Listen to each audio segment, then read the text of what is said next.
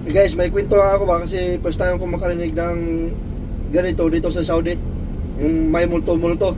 Kasi nangyari kasi nung nakaraang linggo, doon sa office namin, dyan tabi ng kampo namin, may office dyan.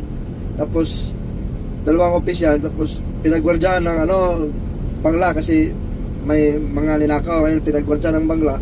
Ngayon, yung bangla, yung mga ibang lahi, hindi naman naniniwala yan sa mga multo-multo eh. Ngayon, nung time na yun, yung bangla, doon siya sa sa restroom namin, sa QC office din dati, ngayon ginawa ng tambayan. So pahingahan namin pag ganitong mainit tambayan namin kasi aircon doon. So doon siya nagpahinga. Ngayon mga gabi na, iwan kung anong oras, gabi na daw, may kumatok. Malakas yung katok. Ngayon binuksan niya. Yung pagbukas niya, walang tao. Di ngayon sinilip niya sa labas, walang tao.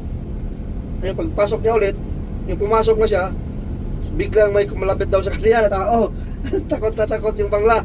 Tumawag dun sa boss namin, hindi na nag-duty, umuwi, hindi nagpasundo. So, pati rin pala dito, no, may multo.